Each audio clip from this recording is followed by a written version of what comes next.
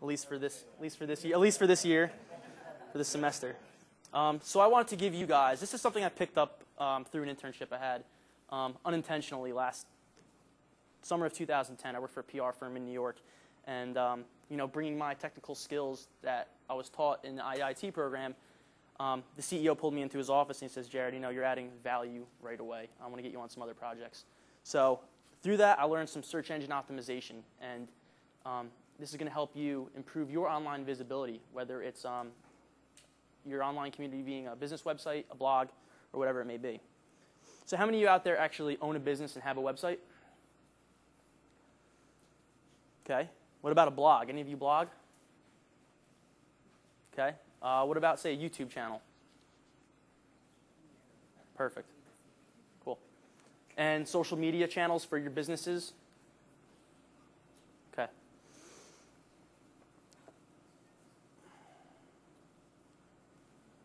Wrong button.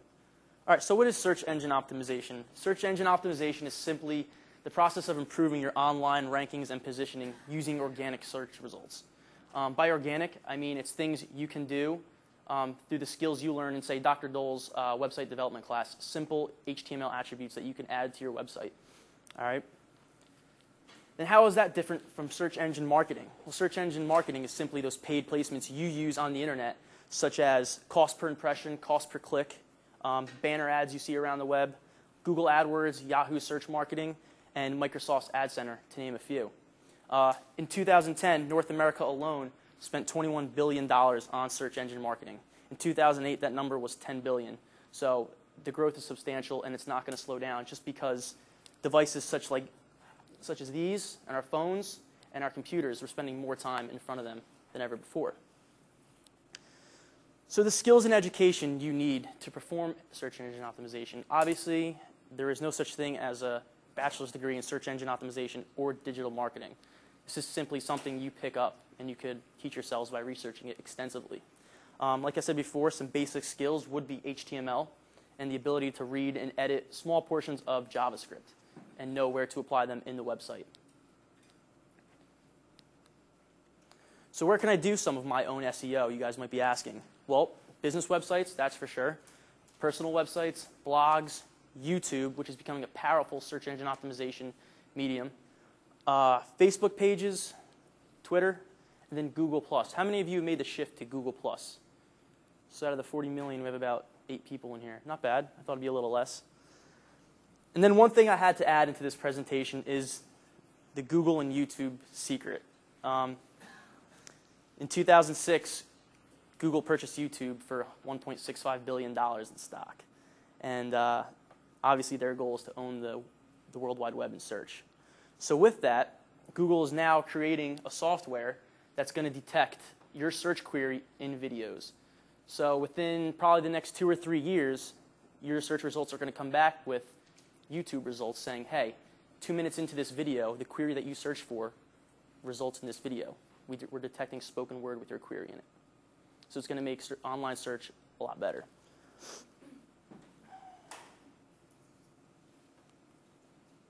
So I want to provide you guys some numbers and show you the real-time data behind SEO. So the value of good Google results positioning, the top spot draws 35% of clicks on searches. And then numbers 2 through 5, they don't quite reach that number of the 34.5%. So the top spot is very big. It drives 1/3 of the traffic. And then the runners-up in the SEO game. Google obviously runs about 60% of that search market. And then you have someone such as Bing and Yahoo, which have just partnered up. Bing now powers all of Yahoo searches, so they combine for 30% of the search market. And then you have someone like the little search engine that could, Ask Jeeves, of the mid-90s. He's all the way down to 3%. I'm sure we all used him. And AOL, which was purchased by Microsoft, that's kind of becoming obsolete because of Microsoft's venture in Bing and Yahoo now. Then the price per click as a gateway for traffic and sales. Among 473 companies who were surveyed, had an average cost per click of almost $4, and that constituted to almost 4% rate of customer acquisition. So you say 4% might not be that good, but you are driving traffic to your website, which ultimately can give you a Google rank. And a Google rank is big because that's kind of Google's own embedded algorithm is they rank web pages and sites based on how much traffic they get and how many links are pointing to them. So out of that, you get a Google rank. It's usually 0 to 10. Mobile search activity is on the rise. So based on trends the research group gave, that mobile search clicks will be greater than your traditional desktop search clicks by the end of 2014. And then a web searcher tenacity. 89% of searchers will modify their search and try again if at first they don't succeed on page 1 of a search query. Then search problems. Some things you guys might have run into. This probably happens to you guys more than you think. Cached versions of websites sometimes mislead users. How many of you have searched something, you saw the result there in the preview, and you go and click on the website, it's not there? Does that ever happen to anybody? Yeah. That's because Google does cached versions of their website. What they do is take a picture of the data about 4 to 7 days prior, and that's the data you're getting. So that website's updated on a regular basis, and that data is no longer there where Google says it is. So that solves that. So that explains that problem if you guys ever run into that. And then the power of a Facebook referral. You know, as I'm experimenting more with social media and trying to understand it for several projects, I came across this number, which is kind of staggering. Nearly 50% of consumers said a positive referral from a friend on Facebook positively influenced their purchase decision. So the utilization of using consumers to carry your message a step further. Is your brand what it says it is? Is your product, does it do what it says it does? You know, do you have a story behind your products and brand? All of that. Someone, give your consumer something to carry the message a step further, to retweet a post, to share a Facebook post, stuff like that. Now, local search. This one's giving me a headache for clients. About a year ago, if you typed in pizza into Google, you come up with Domino's, Papa John's, Pizza Hut's, their home pages, which doesn't really give you any information on what you want. What you're trying to find is a phone number for Papa John's on Irish Street. So if you type in pizza right now on Google, you'll come up with Balzano's, Papa John's, Carini Pizza, all in Bloomsburg. And they're all local search-based now. You could even type things such as hotels, and they'll come with all local search results. Now you see here a heat index map of mouse activity for a search, and that's pizza right there. And what you see the most activity drawn towards is the white spot in the middle, the first and second, third, fourth, and fifth location-based search results. And what people want now is location-based more than anything. So what do we do? What do we do for that? Well, if you have a local business especially, get on Google listings and then be proactive and get your consumers to write positive reviews. It's kind of like brownie points in Google's algorithm. When you have 10 people giving you 5 out of 5 stars, you're going to be number 1 on that list right there, which is going to drive significant traffic and possibly give you a Google page rank. So I mentioned search or social media before and the significance of it. So you can't really have search without social now. Account names. Account names are big. If you're a company, it's wise. You have your company name as the account name, but it's also to specify which industry you're in. The search engines pick that up. So if someone's looking for a digital marketing firm, there's a possibility that they might stumble across your company Twitter page because you have company XYZ, digital marketing. Not just company XYZ, because that doesn't tell you anything. What kind of company are you? Meaningful bios, posts, descriptions, and tweets consist of keywords. Make sure keywords are rich throughout your social media game plan. Provide them in your bio. Everyone who has Twitter here, can I get a show of hands who actually has Twitter? I'm trying to understand this market segment a little more. All right, so not bad. So you create a 160-character bio. So after this, I'd like to kind of invite you guys to discuss your bios and how we could possibly improve them, and improve them with keywords throughout the search industry. Google has a great tool to identify keywords. You simply type in a few keywords, and it shows you how many times that query was searched per month in a geographic location or around the world. All right? And then it gives you also other keywords that relate to that keyword. So you could embed some keywords into your descriptions to enhance your visits. Then embed your feeds into your website. Google and Facebook have a developer section where you could easily copy and paste code into your website to also enhance search engine optimization. Then also add your website to your URL accounts. Link building is huge in search engine optimization. The more links you have pointing to your site, the better your Google rank is going to be.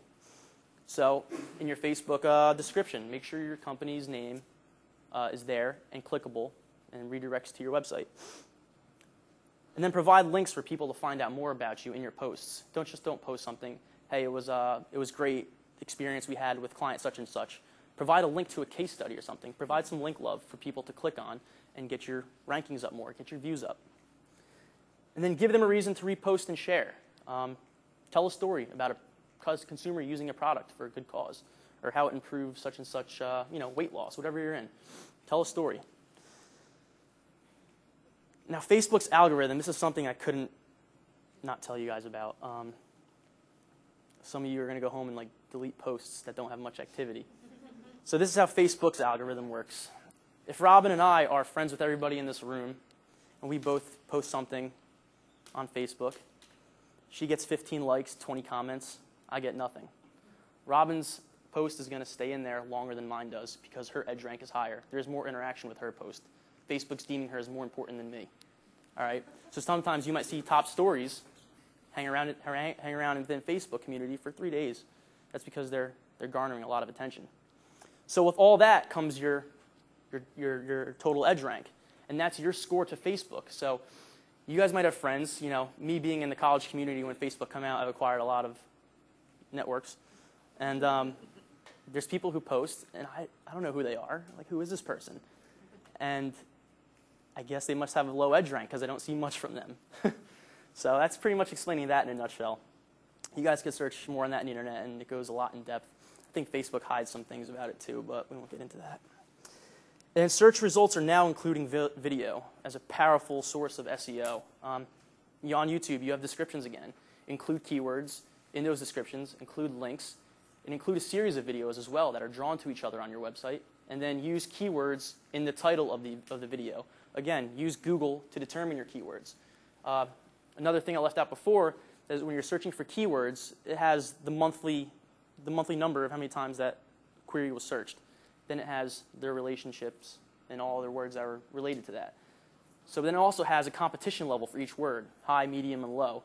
Get those medium and low keywords. 100,000 searches per month on digital marketing in Pennsylvania is relatively low, and you could garner some attention if you implement some search engine optimization tactics through it. And then the Google +1 button. How many of you have ever experimented with this or use it? Know what it does? How many of you have seen it around the web? Really? All right. Not many. Well, Google +1 is now in every search result. So if you do a random search on a laptop right now, you'll see a +1 button there. If you're logged into your Google account, you could publicly +1 this. And this is kind of like brownie points within Google. They said, hey, Facebook, if you're going to have the like button, we're going to do the +1 button. All right? And what that does is publicly recommend it and kind of adds some brownie points to your search algorithm or to your search ranking, which is great. I actually read a book on Google this summer. Not read, I should say listened to an audiobook called I'm Feeling Lucky, The Confessions of Google Employee Number 59, and he kind of gives the whole Google secret and how their search engine optimization works and stuff like that, and how their page rank and all that are determined. Great book if you ever want to read or listen to it. Funny as well. Mobile interaction is skyrocketing. Half of local searches are done from a device. Half of local searches are done from a device. It's a lot. 95% of smartphone users use their device while watching TV. If that's any indication that we want to be in control of information and love information at hand, then I'm kind of scared of what that number is going to look like in 2 years. Probably going to be 100. 1/3 of Facebook's 800 million users use Facebook mobile, so you have about 265 million users that use it for mobile. Half of Twitter, their 200 million users are using Twitter for mobile. 215 million or more YouTube mobile views a day. That's just mobile itself. So people looking at videos on a tiny little screen.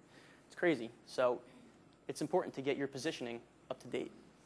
Now, this statistic I found quite interesting. I did not know whether to believe it. I had to research it more in depth. And women aged 35 to 54 are the most active crowd in the mobile community. I don't know how, but I guess it's true. So I wanted to add that for you guys here. And then mobile search queries are changing the game. This is something that's hard to grasp. And, me doing several websites for consumers, it's hard for me to, get this point across to them that how important a mobile website is. So now if you do a search on something on your cell phone, there's chances that the search results will return websites that are mobile friendly only. All right? Not all the time. You could have a website that has a Google page rank of 10. That's obviously going to be there. But it's going to throw other search results in there that are mobile friendly, because who wants to read a website that has all that small text? Again, a mobile website's a lot more friendly, a lot quicker, a lot easier on the searcher. Now, organic SEO, things you guys can do right now. Link building. Link building's huge. Links from pages with a Google page rank. I can't stress that enough. If you have, like I said before, if you have a partner who wants to do a link exchange and they have a page rank of 10, get them to redirect to your site, because that means more than somebody that has a page rank of 2. That'll get you up in the search engines. And anchor text. How many know what anchor text is? Okay, not many of you. Anchor text is simply the words you click on a link. All right, so if I'm company XYZ, and that's my link, those are the words that link to my website, that really doesn't do much. Link the words that your industry's in, or a location. Include that in there. So company XYZ, digital marketing in New Jersey. Put those in there, because the anchor text is rich in search. And also bold and H1 your keywords. Our website consists of bold words everywhere. Well, not everywhere. Our services are bold. And then we restyled an H1 format text in the upper right-hand corner, which simply reads a different description with keywords based on every page of our website. Meta tags. Meta tags come in 2 forms, descriptions and keywords. So research those keywords and apply them to your website, and also apply them to your meta tags, and also do a keyword-rich description of your website. Title tags. Title tags are the top bar of the browser that simply read your company name and whatever else you have. I'm sure you guys are all familiar with that. And then image alt tags. Obviously, Google can't read text in images now. So provide a description, a sentence description of each image and what it includes, or what your company includes, or what you're trying to offer, what you're trying to sell. And also use geographic location in that. Use variations of your company and keywords in the URL. So if you're a company and you're just Ferreira.com, that's great. What do?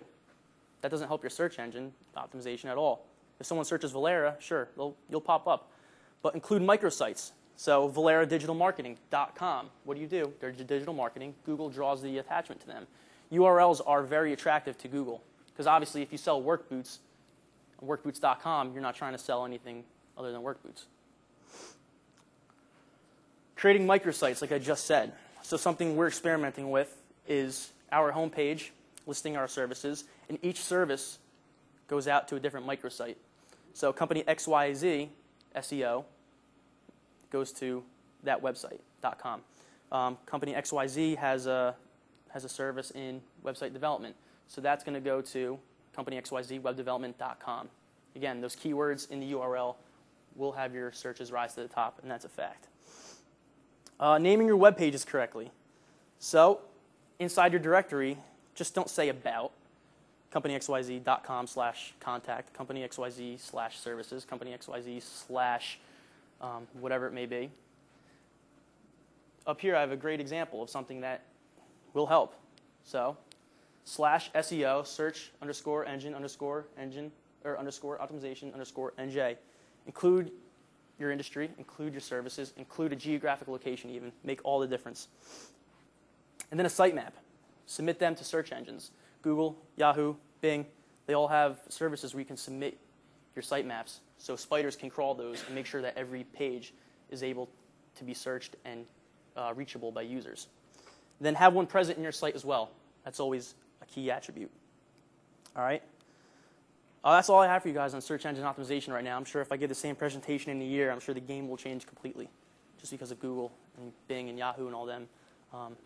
Very intelligent bunch, and they're constantly bringing up new technologies. Google modifies their search engine algorithm about 400 to 500 times a year, and they only tell you 4 times. So there's a lot of things going on in search, and especially with the rise of mobile. Does anybody have any questions or comments or anything I can help you guys with? Yeah. I could make it accessible. I could, yeah, I could talk to you after. Yeah, all right, I'll email it to you or something. Yes, sir. I know sometimes I do voice search on my mobile. Are they finding ways that they can capture that data that, okay, this term has been, or this has been queried Through search? Through voice? Oh, yeah. Well, you have to click a button to do for it to recognize your voice, right? So every time, am I right? When I do it, I just say, find pieces in, Bloomsburg, PA. Then it'll just come back. Yeah, I guarantee you, I don't know for a fact, but I guarantee you Google does have the analytics. They do. They're an intelligent bunch. I mean, how many of you know what Google does outside of search? What do they do? Anybody? Give me something if you know. Android, right. Not a lot of people know that. I had a friend say he wants to buy Android stock. I'm like, good luck. Good luck finding the ticker symbol on that one. Google owns them. Well, Google has about 40 different services. They have things such as a patent search. They have 3D rendering for architects. They have things where you could develop your own apps. There's 40 different services that they offer, and they're great. And that's, YouTube's one of them. That's why they want to control search video. Any other questions? All right, if you guys have any other questions that come up throughout the week, feel free to ask me. I'll be more than willing to help you guys. All right, thank you.